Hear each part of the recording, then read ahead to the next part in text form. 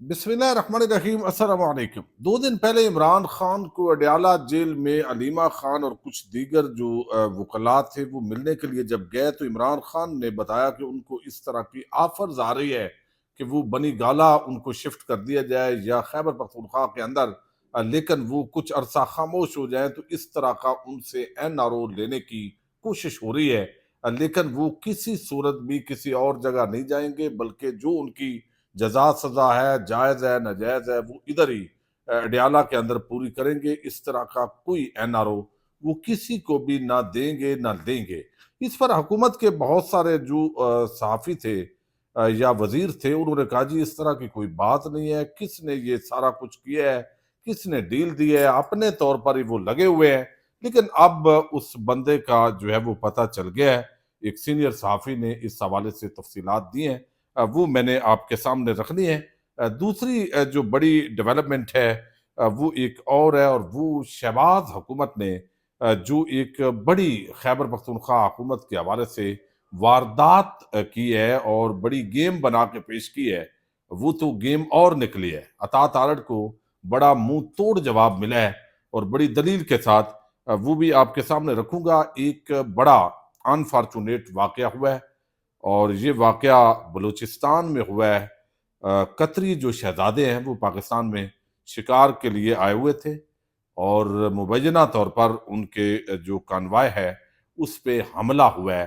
اس کی کچھ تفصیلات آئی ہیں، وہ تفصیل آپ کے سامنے رکھنی ہے۔ زید گشگوری بڑے سینئر انویسٹیگیٹو جرنلسٹ ہیں، انہوں نے یہ خبر بریک کی ہے اور خبر انہوں نے دی ہے۔ آپ کو علم ہے کہ پاکستان کے اندر جو جی سی سی ممالک ہیں، 6 ممالک خاص طور پر بحرین ہے، قطر ہے، سعودی عربیہ ہے، یو اے ای ہے، عمان ہے، کویت ہے۔ کویت کا تو زیادہ میرا خیال ہے کم ہوتا ہے، لیکن باقی جو مختلف ممالک ہیں، وہاں کے شہزادے پاکستان کے مختلف اضلاع کے اندر مختلف موسموں میں، گرمی سردی میں وہ شکار کے لیے آتے ہیں۔ ہمارے جو صحرائی ایریاز ہیں وہ ان کے بڑے پسند ہیں، پاکستان کو اس سے پیسہ بھی ملتا ہے، وہاں کی سڑکیں وغیرہ، مقامی لوگوں کو کچھ روزگار کے مواقع ملتے ہیں، کچھ مقامی لوگ جو ہے سیکورٹی خدشات اور ارد گرد جو زمینیں ہیں ان کی وجہ سے وہ ان کے لیے مشکلات بھی ہوتی ہیں، جن کی رہائشیں ہوتی ہیں، لیکن ہمارے سیکورٹی ادارے کبھی یہ خبر چونکہ باہر نہیں آنے دیتے، کئی دفعہ پریشانی بھی ہوتی ہے، لیکن ان کو کس طریقے سے اکاموڈیٹ کیا جاتا ہے وہ کبھی وہ چیزیں تفصیلات میں نہیں آتی۔ اب اس وقت جو ہے وہ قطری شہزادے، اور یہ نارمل نہیں بلکہ ان کے ڈپٹی وزیر اعظم تک جو تھے وہ یہاں پہ موجود تھے۔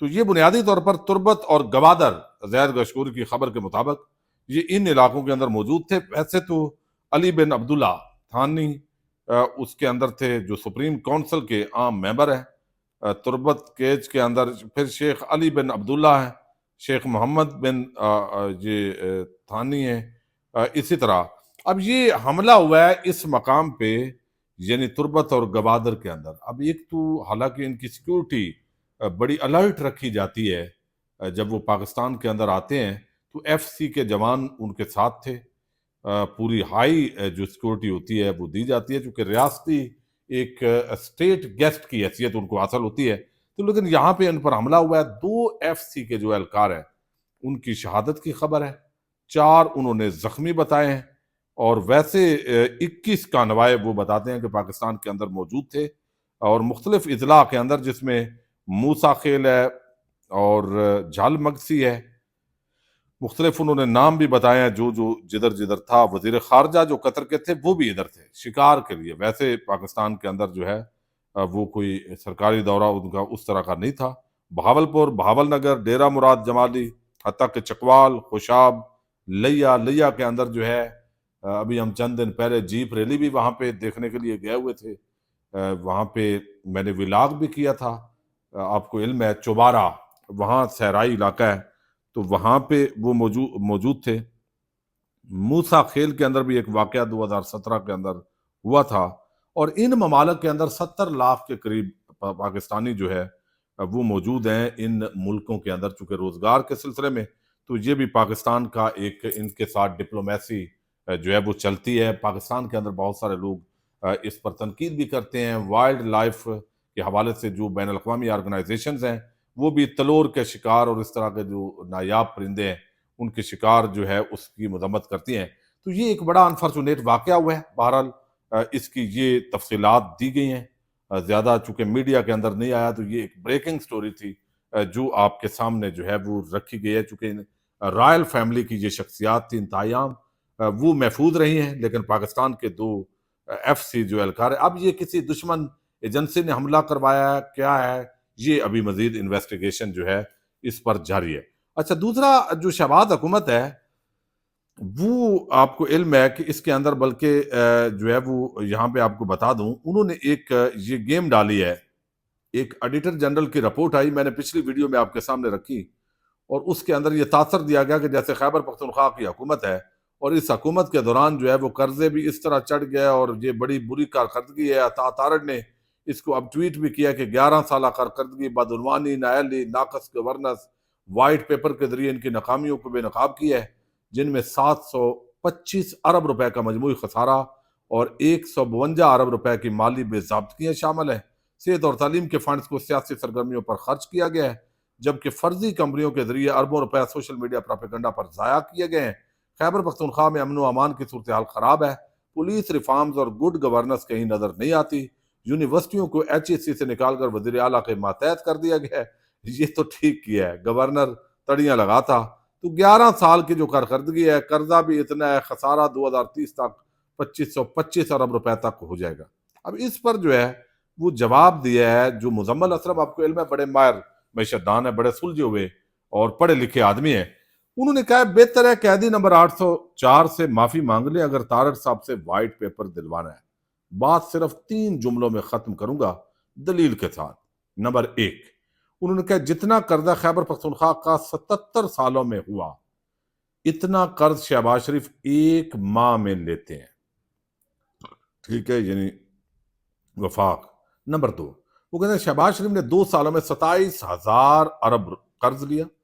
اتنا قرض لینے میں خیبر پختونخوا حکومت کو 2870 سال لگیں گے. اچھا، پھر انہوں نے کہا کہ اگر شہباز شریف روپیہ 175 سے 280 تک نہ لے کر جاتے تو خیبر پختونخوا کا قرض 450 ارب روپے ہوتا. پھر انہوں نے کہا کہ آخر میں کہ تم قرض لیتے ہو اور ہم اتارتے ہیں. خیبر پختونخوا پہلا صوبہ بن گیا ہے جس نے قرض اتارنے کا جو فنڈ ہے وہ باقاعدہ طور پر قائم کیا ہے، اور تفصیلات انہوں نے کہا ہے کہ وہ بعد میں ظاہر ہے بتایا جا رہا ہے کہ وہ دیں گے.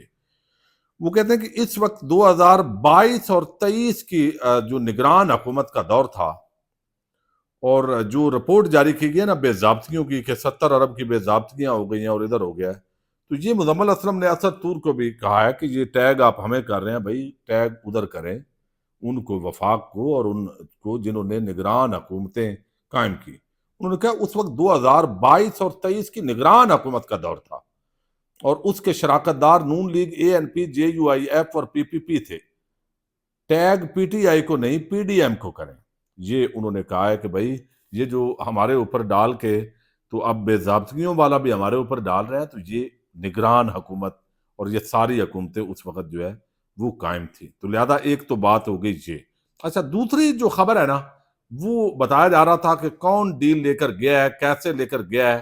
برگیڈیئر صاحب کی ملاقات کا بھی ذکر ہوا. ایک غیر ملکی اوورسیز پاکستانی، بلکہ ایک عمران خان کے بڑے ڈونر جو شوکت خانم اور باقی کے لیے، ان کو بھی بھیجا گیا جیل کے اندر، لیکن عمران خان نہیں مانے تھے اس وقت یعنی بھیجنے کی. لیکن آج جو ہے سمیع ابراہیم صاحب جو ہے وہ خبر لے کر آئے ہیں.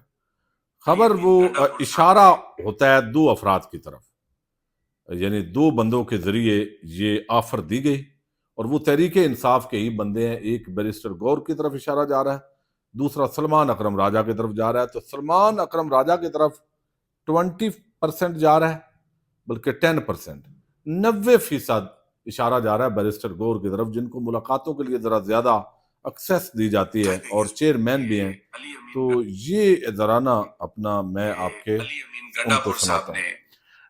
یہ ڈیل ایک وکیل صاحب کو دی، وہ وکیل صاحب آئے، یعنی یہ ڈیل بنیادی طور پر جو ہے وہ دی گئی علی امین گنڈا پور کو انہوں نے آگے اب ایک بندہ جو ہے اپنا پی ٹی آئی کا مین اس کو دی، اور اس نے جا کے عمران خان کو دی کہ جی بنی گالا کے اندر بھی شفٹ آپ ہو سکتے ہیں، اور نتھیا گلی گورنر ہاؤس وہاں بھی لیکن چپ کرنا پڑے گا، اور وہ ڈیل، اور پھر یہ ذرا سنیں۔ علی امین گنڈا پور صاحب نے یہ ڈیل ایک وکیل صاحب کو دی۔ وہ وکیل صاحب آئے، میں نام نہیں بھی لوں تو آپ کو اندازہ ہوگا کہ آج کل کون سے وکیل صاحب ہر جگہ آپ کو بات کرتے ہوئے نظر آ رہے ہیں۔ تو ان وکیل صاحب نے آ کے یہ کہا تو اس پر عمران خان نے بہت وہ خفا ہوئے، اور عمران خان نے یہ کہا کہ مجھے یہ بتائیے کہ یہ جو ساری صحبتیں میں نے برداشت کی ہیں اور آگے بھی برداشت کر رہا ہوں، فیملی ساری، یہ گرمی سردی اور یہ قتل و غارت اپنے ورکرز کی، اس لیے کہ میں نتھیا گلی کے گورنر ریسٹ ہاؤس میں چلا جاؤں یا بنی گالا شفٹ ہو جاؤں، اس لیے میں نے یہ سب کچھ کیا۔ جو بندہ مجھے آپ جو ڈیل لا رہے ہیں، انہوں نے کہا جی مجھے بتایا گیا، مجھے کہا گیا، اور علی امین گنڈا پور نے کہا ہے کہ یہ ڈیل لے لیں۔ تو خان صاحب نے، اب میں وہ الفاظ دہرا نہیں سکتا لیکن میں آپ کو بتا دیتا ہوں، وہ 5 ورڈ بنتے جو انہوں نے کہا کہ کیا مجھے یہ سمجھ رکھا ہے آپ نے؟ ذمہ داری سے بات کر رہا ہوں آپ، یعنی یہ میں اس لیے بتا رہا ہوں کہ آپ کو یہ اندازہ ہو کہ خان صاحب کو اس بات پر دکھ کتنا ہوا، اس بات پر تکلیف کتنی ہوئی کہ یہ اس طرح کی ڈیلیں لے کے آ رہے ہیں۔ اچھا، اب میں نے آپ سے کہا کہ صرف ایک شخص ہے، یہ خان صاحب نے کہا کہ وہ جس نے تمہیں کہا ہے نا، اسے کہو کہ تم یہ کرو، اپنے جس کے بھی ہاتھ پر جو کچھ کر رہے ہو نا، کرتے رہو، تم جاؤ، اپنا تو تم نے بیڑا غرق کیا ہی کیا ہے، اب تم چاہتے ہو کہ ہم سب یہ جو ہے نا وہ دعویٰ کیا ہے۔ تو علی امین گنڈا پور کی بھی ایک آڈیو چکے جو ہے نا وہ بشرا بی بی اور عمران خان کے بارے میں ہوئی تھی، ابھی چونکہ حالات کی مجبوریاں ہیں تو شاید گنڈا پور جو ہے وہ کوئی گڈ بک کے اندر اس وقت نہیں ہے، لیکن حالات کی مجبوری کے اندر تو آپ کو علم ہے بزدار کو بھی وزیر اعلیٰ رکھنا پڑتا ہے۔ تو یہ جو ہے وہ پتہ چلتا ہے کہ ان کو ڈیل پی ٹی آئی کی جو لیڈرشپ ہے ان کو دی گئی تھی۔ بہرحال دیکھتے ہیں مزید کیا اپڈیٹس ہیں۔ پاکستان زندہ باد۔